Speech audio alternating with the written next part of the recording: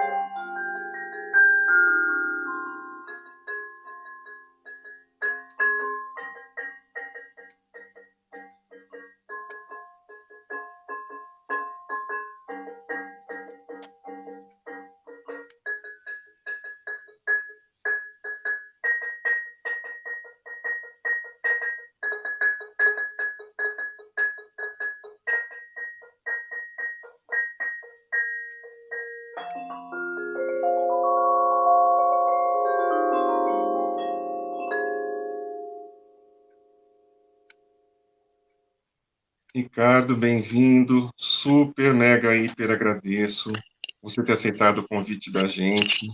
Eu acho que você vai começar a nos ouvir. Está nos ouvindo? Sim, Estamos em sim. Tudo bem, comunicação. André? Tudo bem? Obrigado, viu, Tudo. Ricardo, por você ter aceitado o convite da gente. Eu já estou imerso em sons africanos aqui com a tua entrada. Você me corrija se eu estiver errado.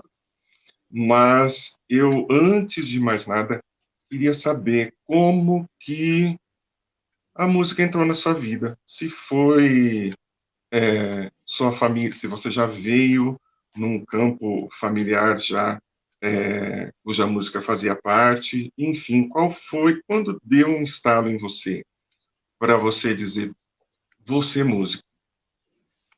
Sim, primeiro, boa tarde, André. Um prazer estar aqui com você. Boa tarde aos ouvintes, né? Obrigado pelo convite. Então, a minha família é musical, né? Meu pai toca violão e é compositor. Então, desde pequeno eu tenho esse contato. A minha tataravó era pianista em cinema mudo, no interior da Bahia. Então, a gente já tem uma história com a família assim, musical muito grande. E aí, esse contato, primeiro meu contato foi com a percussão, né? O vibrafone é um instrumento de percussão, tocando tambor. Depois fui ter aula aos 15 anos com o Zequinha do Pandeiro, né? Um grande pandeirista de choro daqui de São Paulo, que tocou no Regional do Evandro. E daí começou meu caminho. Nessa época eu conheci o Luizinho Sete Cordas, que é meu padrinho musical. E a partir daí comecei a trabalhar. Não tive nem muita pensar em outra profissão, sabe? Já foi, já escolhi a música. Assim, na verdade a gente fala, eu tocava com o Oswaldinho do acordeão e ele falava a música que escolhe a gente, né? Sim, não tenha dúvida. Que bom que você tocou nesse nome para ficar aqui como lembrete para a gente do Luizinho, né? Faz tempo que eu não tenho notícias dele, seria ótimo trazer o Luizinho para cá. Mas você se apresentou com seu instrumento. Para quem não o conhece, quem não conhece o instrumento está nos assistindo, fale um pouquinho sobre o vibrafone, Ricardo. A Tá, origem. sim. O vibrafone, ele é um instrumento que ele é recente, né? Porque ele foi criado mais ou menos por volta de 1920 nos Estados Unidos. Ele é um instrumento de percussão, né? As teclas, deixa eu ver se dá para ver daqui. Dá para ver, vocês viram eu tocando, né? Então ele tem as teclas de metal, né? Uma liga de metal. A disposição igual a um piano, as teclas de baixo seriam as brancas e as pretas, os sustenidos e bemóis. E a gente utiliza essa técnica de 4 baquetas, né? Que foi uma técnica desenvolvida pelo Gary Burton, que é um vibrafonista de jazz americano. Essa técnica que eu uso é do Gary Burton. Ele foi professor da Berkeley também. E aí ele tem um motor, né? Porque ele na verdade, ele foi construído para imitar o vibrato da voz, né? Por isso se chama vibrafone. Ele tem, eu não liguei o motor agora porque eu uso essa técnica de 4 baquetas e ele fica um pouco embolado. A gente não usa tanto, mas a princípio ele foi criado para simular, né, o vibrato da voz. Mas eu não sei se eu tô louco, mas eu ouço no finalzinho, no prolongamento de cada nota, eu sempre ouvi um vibratinho, independente disso que você falou, de ter esse Isso. motor. Eu sempre, eu acho que ele está na família das percussões melódicas, né? Sim, ele faz parte dos instrumentos de tecla de percussão, né? Junto com a marimba, o xilofone e o glockenspiel, né? Então, essa é a Sim. família dos teclados de percussão. E o vibrafone, você que faz parte muito enormemente desse mundo do choro paulistano, como você coloca o vibrafone dentro desse campo dos chorões? Eu acho relativamente raro, e por isso que eu acho tão bacana, tão útil, quando você aparece numa formação de regional com vibrafone. Eu queria que você falasse um pouquinho disso, do papel do vibrafone no choro, se é já uma questão tradicional, se vem de poucas décadas para cá. Sim, então, André, é curioso, porque a gente tem uma história no vibrafone, no choro e na música popular brasileira. Como eu falei, ele foi criado em 1920 e chegou muito rápido no Brasil com as excursões das orquestras americanas e europeias para o Brasil. E a gente tinha, assim, logo na década de 30, a abertura da Rádio Nacional era tocando Luar do Sertão com vibrafone, que foi gravada pelo Luciano Perrone, que era um baterista que tocava com o Radamés Inhatli. Então esse som do vibrafone, ele permeia a música popular desde o começo. E aí, assim, a década de 40, a década de 50 foi muito, muito rica com a utilização do vibrafone. Tem um vibrafonista, que é o sujeito da minha pesquisa de mestrado, que se chama Mesquita. Ele nasceu em São Paulo, né, o Alfredo de Souza, e gravou, em 1950, um choro com a orquestra do Zacarias. Ele, o primeiro solista principal de choro. Então, já começa daí. 1950 tem essa gravação que é um marco, ele como solista principal de uma gravação de choro junto com a orquestra. E aí, depois ele faz mais umas 7 gravações de choros, ele tocando com o conjunto dele. E depois tem um disco antológico, em 58, do Jacó do Bandolim com Época de Ouro, que ele utiliza o vibrafone, que é o Chuca Chuca, um vibrafonista também aqui do interior de São Paulo. É uma história longa, gente. Se quiser a gente vai falando, ou já vai falando já na sequência. Fique à vontade para falar o que você quiser. Eu acho tudo interessantíssimo. Uma parte do público desse nosso programa, um pouco da proposta desse nosso programa é essa questão de apresentar a música, de apresentar um instrumento, no teu caso, de apresentar o choro, sabe? Mais ou menos, abre aspas, como se fosse para principiantes. E para quem está tendo um primeiro contato, né? E aí, por isso também a minha escolha desses primeiros nomes com pessoas como você que tem, e como César, e como Dene, como a própria Fernanda, que estarão aqui posteriormente, tem, como que eu vou dizer, esse aspecto da música, não tem outra palavra para usar, enquanto educação, sabe? Que se a Sim. gente também for levar isso um pouco mais adiante, acaba sendo também educação sobre o Brasil, sabe? Na minha, na minha maneira de ver as coisas. Obviamente que a gente está falando de música universal, mas tem até aquela frase, quanto mais, não me lembro agora quem que diz, mas quanto mais regional é o artista, mais universal ele é, né? Talvez, eu acho isso um pouco a cara do choro, e, e aí você, como músico de choro, Ricardo, eu acho que entra aí também uma questão na tua formação que você está falando, um leque muito abrangente, né? É, eu acho que o choro propiciona isso e a música do Brasil já abre várias portas, né? De gêneros e de possibilidades para o músico que quer se envolver um pouco mais. Daí a minha pergunta, já antecipando outras, que é sobre essa sua super interessante participação no show do Andreas Kisser, o guitarrista do Sepultura. E aí eu acho ótima essa salada musical, né? Queria que você falasse um pouquinho, se você pudesse. Sim, é exatamente isso, né? Porque quando a pessoa que começa no choro tem dois caminhos, né? Ou ela segue como especialista em choro, ou ela depois abre vários caminhos, porque é uma escola muito rica, né? E ela te possibilita vários estilos.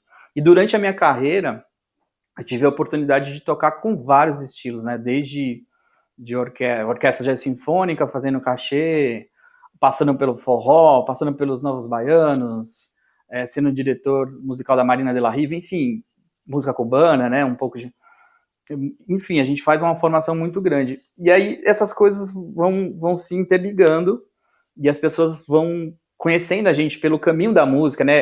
É muito legal falar isso para o ouvinte que eles acham, não é segmentado, sabe? As pessoas que estão na estrada, todas elas se conhecem, ou a gente se cruza no teatro ou no aeroporto, e todo mundo forma uma família, né, de música, assim. Então todo mundo se respeita, todo mundo sabe, cada estilo tem o seu valor, todo mundo sabe como é difícil adquirir uma linguagem musical, como isso requer tempo, né, para você ter uma linguagem de choro, requer a vida inteira. Ou o Andreas Kisser ter uma linguagem de metal, de rock, é uma vida inteira, né, ele é respeitado no mundo inteiro. Então a gente acaba e às vezes esbarra um projeto como foi esse, que é tocar Vila Lobos com guitarras, e ele me lembrou de mim, vou convidar o Valverde, que a gente se conhece faz tempo, né? E é assim, né? As coisas vão se ligando e eu acho que não tem essa... Eu acho que música, como você falou, é universal, ela não tem essa proibição, né? Porque toca choro. Algumas pessoas, durante a vida, a gente vai vendo que tem esse bloqueio, mas aí é uma coisa mais de defesa do próprio músico que não está aberto, ou, né, sabe assim? Mas eu acho que a música, ela é universal. E isso se faz muito presente na tua carreira. Quantos CDs são virtuais e físicos, Ricardo? Meus, assim, de carreira solo, né, que eu falo, são 4. Eu tô com um pronto que vou lançar o ano que vem. E tenho alguns de participação de grupos também, né? E, assim, gravações, aí eu não sei nem a conta de quantas participações eu fiz gravando em discos, né? Uma parte da tua obra é autoral. Sim, é autoral, É, assim. Esse último disco vamos ver. meu, de 2019, que é o Chile de Vibrafone, eu tô até com ele aqui. Ele só tem É o. ótimo mostrar. Ele Essa só. capa é um luxo, uma Foi coisa linda. um artista da minha comunidade que fez, que é o Tata Camuanga, né? Uhum. E ele fez um desenho lindo, assim. E pode ver que esse disco físico só tem no Japão, né? Não sei se dá para ver Sim, a sim. porque tá com a coisa da modernidade. Eu acabei os últimos discos eu lancei só em plataforma digital, um sofrimento para mim, porque eu ainda sou da moda de colocar fazer o disco com a concepção toda, a capa, a ordem, né? Tudo faz eu sou dessa época ainda do LP, né? Assim, eu cresci com isso e essa é a minha estética, né? E aí foi uma sorte ver que o Japão teve interesse de lançar, porque eu tenho ele, o físico, né? Pois é, eu sinto muita falta das informações que o CD contém, né? Que me parece que nas plataformas isso não é muito respeitado. E as novas gerações vão aprendendo dessa forma, então para eles me parece que não faz muita falta. Agora, para mim, faz, sabe? É mesmo quem fez a direção, quem é o compositor, quem são os participantes de determinada gravação. Coisa minha, né? A modernidade tem outras vontades, né? Outras vertentes, outras necessidades, enfim. Mas a última vez que eu te encontrei, a gente conversou sobre isso. E lembro que você me falou, a gente falou sobre esse estranhamento, sobre o mercado tomar uma outra forma, que a gente ainda estava meio que se localizando dentro dele, né? A gente que conheceu o mercado, né, de 20 anos para cá, e é incrível o 360 de mudança que teve, né? E, e é isso, e quem quiser que se adapte, sabe? E é assim que é. E você me falou uma coisa, você falou, André, tem que produzir, não pode parar de produzir, o negócio é produzir, independente de qualquer nova vertente do mercado e o que ele diz, e as próprias programações artísticas, né, as próprias leis de incentivo ganham outras caras, e até por um viés político, né, dependendo da maré que a gente esteja, a coisa vai, né, ficando assim, ou ficando se amoldando, né, ao universo que aquele sistema político impõe, mas eu acho que você faz muito isso, Ricardo, que é produzir, disponibilizar, sabe? E talvez essa seja a forma de hoje em dia, né? Não sei o que você acha disso, né? Mas eu me lembro de você me falando isso. E eu acho que você faz isso, né? Exatamente isso, André. Eu acho que a gente, como músico, a gente se propôs a ser músico a vida inteira que eu tenho essa história. A gente não pode deixar de fazer, né? Não ficar preso a ter que fazer uma determinada coisa porque vai gravar um vídeo de 30 segundos porque o Instagram pede, ou porque, sabe, você faz o seu trabalho e acreditando nele sempre com dedicação, né? São 20, assim, eu acordo e trabalho, né? Componho. Na pandemia eu compus demais, estou com o disco pronto, sabe assim? Então, é trabalhar e vai ter um. Aí também tem as coisas positivas, né? Dessa coisa da internet, por exemplo. Você joga na rede, esse disco só chegou porque eu joguei na rede. O pessoal do Japão teve acesso. Antigamente, dificilmente teria, sabe? Teria que chegar um Sim, disco lá, ou alguém vinha aqui pegar. Então, assim, tem a facilidade também, né? E a gente entender o lado positivo disso e aproveitar. Eu acho que hoje em dia é mais fácil gravar, né? Não é como antigamente, que era super complicado gravar. As coisas estão mais nesse sentido a gente aproveitar. Claro que eu acho que tem que ter um critério para você fazer, né? Você tem que trabalhar, não adianta também, tem que produzir. Tem uma coisa que agora que é o single, né? Que o pessoal fala que lança uma música só. E se é, ficar, vai, não adianta ficar produzindo muito single se você não tem um sentido, né? Se isso não for do seu trabalho, né? De compor muito ou de fazer. O que eu quero dizer é que você tem que tentar fazer o que você acredita, né? Fazer o seu trabalho que vai comunicar com certeza com alguém. Isso eu posso falar porque acontece isso comigo. Às vezes eu tô aqui, toco um telefone, alguém que ouviu a música, algum estudante que está começando no vibrafone que me pergunta alguma coisa, sabe? Então, a música faz essa ponte, né? E se você fica em casa reclamando e sofrendo, né? Tipo, teve a pandemia, eu sou da performance, foram 2 anos em casa. Eu falei, o que eu tenho que fazer? Tem que tocar, a única coisa que eu sei fazer, né? Leis, incentivo, vamos aprender a escrever um projeto, sim, a gente tem que se virar. sim. E fora o fato de que a vida é louca, né? Graças a Deus, Exatamente. às deusas, né? Então, de uns anos para cá, a gente teve uma certa volta dos LPs, até pequena no mercado, mas muito bacana, né? Eu acho muito bacana, Outros mercados internacionais, ainda mantêm uma vendagem razoável de CDs, né? Por exemplo, o Japão, mas outros têm compradores ainda.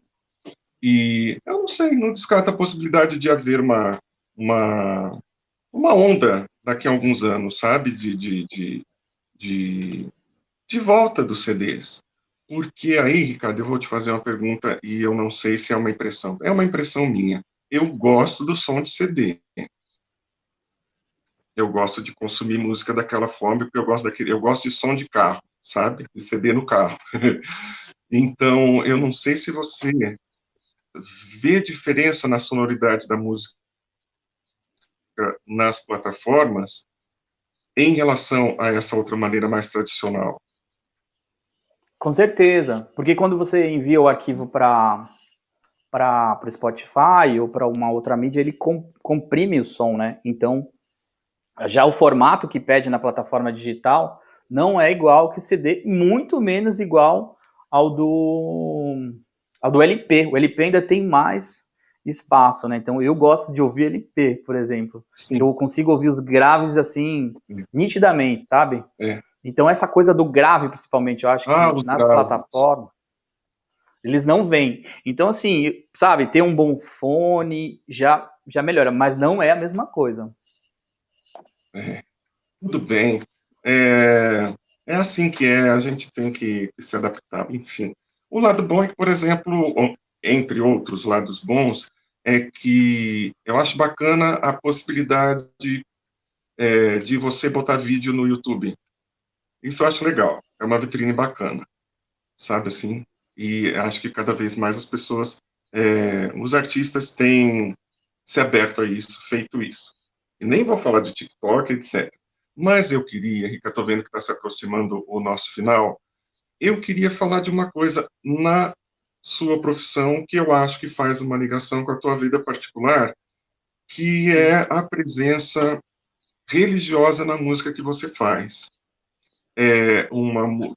Principalmente, eu acho que nos últimos lançamentos seus, e você me corrija se eu estiver errado, uma africanidade, sabe? Uma presença de afro-brasilidade, vamos dizer assim. E aí, se eu estou falando disso, eu também estou falando de uma riqueza sonora incrível, riqueza rítmica, riqueza timbrística, porque a África é uma explosão, né? De som, uma explosão de experiências sonoras, assim. É incrível como é uma fonte que não acaba, né? De gêneros, de ritmos. E você coloca isso na sua música, e eu sei que essa questão religiosa, que me parece que está na sua música, está na sua vida particular também. Exato, É André. Eu isso? sou assim, exatamente, porque eu sou do candomblé, eu sou adepto do candomblé, sou feito no candomblé, né? Faço parte de uma comunidade que é o Unzoc Luatala. Somos candomblé de matriz Congo-Angola. Tenho um cargo lá de Tata Cambando, né? Que é Chicaringoma, é a palavra Kushika, que significa tocar, Ngoma é o atabaque. Tocar o atabaque, Chicaringoma. O meu cargo lá, eu tenho um nome, uma digina, que é o nome, que é Tata Imberequê, né? As pessoas me conhecem como Tata Imberequê. Então faz parte da minha rotina. Sou de Salvador, convivo com esse universo da percussão afro-brasileira desde que nasci, né? Então acho que é muito natural para mim pegar essa tradição oral, que também é a tradição do choro, né? A música, apesar de eu ter estudado, a minha qualidade sempre foi a tradição oral, que é a tradição africana, né? A tradição africana é a tradição oral. Então, é natural para mim passar essas coisas que eu aprendo na minha convivência do dia a dia, no terreiro.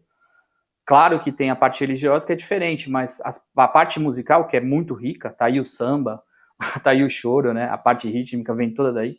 E os tambores, né? Que são os 3 tambores do candomblé. Tem uma riqueza incrível. A primeira música que eu toquei foi o Opanigé, que é um ritmo que é tocado para o orixá Omulu, né, que é de tradição Queto, que é o orixá da cura. Então, assim, também foi uma música. Eu falei, não sei que música eu vou tocar, veio para ela na minha cabeça e toquei ela.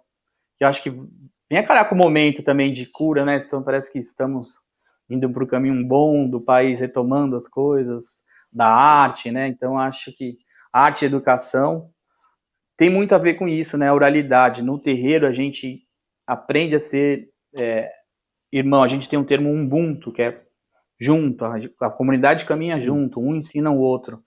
Então, eu Uhum. tenho esse olhar. E é natural para mim, faz parte da minha música. Eu demorei um tempo para mexer com isso, porque não é fácil, requer muita responsabilidade, né? A gente trazer a herança dos nossos ancestrais todas. A gente precisa ficar Uhum. mais maduro para poder mexer com isso. Sim.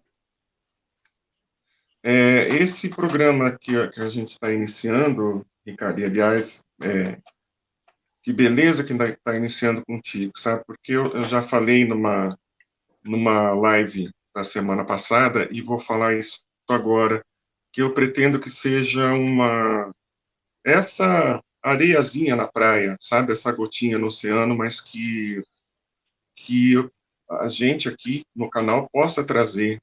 É muito necessário trazer esses assuntos. Eu sou de uma geração que essas músicas estavam, a negritude, a música afro-brasileira estava nas paradas, né, nos programas Sim. de auditório. A gente tinha muito acesso a isso naturalmente. E, ultimamente, é uma violência que se voltou contra isso, né?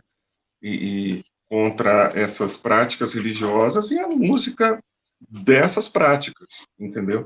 Então, eu acho que tem que mostrar, tem que abrir canal, sabe? Exato. No que eu puder fazer, eu vou tentar sempre caminhar, puxar a sardinha um pouquinho para esse lado, sabe? Mas, Olha só, Ricardo, você pode. diga. Não, fazer aqui, de repente você chama o pessoal lá do Quiloatala, da minha casa, para falar, aí falar, porque a gente está lançando um disco também tradicional, das cantigas tradicionais da nossa família, que é tradição gomeniana, né, do João da Gomeia. A gente poderia trazê-los aqui para falar do lançamento e aí abordar mais esse aspecto que é rico, né? Nossa, seria ótimo, porque. Bom, seria ótimo. Obviamente, vamos falar sobre isso. E, meu Deus do céu, me dá uma aflição, porque essa coisa compacta desse horário, né? Que é o horário que todos os aspectos da vida a gente tem que cumprir. Então, Ricardo, eu Sim. quero te agradecer muito, muito, muito a boa vontade, tua disponibilidade e, infelizmente, a gente está terminando. Muito, muito infelizmente. E eu gostaria de pedir para você, então, para a gente encerrar o programa, dar mais uma palhinha exatamente do que você quiser, da música que Tá você quiser. bom. E eu já me Gaçaquidila. despeço. Não, vou me agradecer em Quimbundo, né? Que é a língua que a gente usa, uma das línguas. Gaçaquidila Camba Diame. Obrigado, meu amigo. Etumo Dieto. Estamos juntos. Puta, E muito legal. E toco agora para um Inquice, né? Que a gente, no Candomblé Angola, cultua Inquice, não orixá. Mutalambô, que é um Inquice com a energia da caça. Fiquem bem, Obrigado, todos. Ricardo. Chaleno Kiambote. Gente, muito obrigado por vocês estarem conosco até agora, pela Ela TV. Mais um som na tela para vocês. Sigam a gente no Instagram, Ela TV.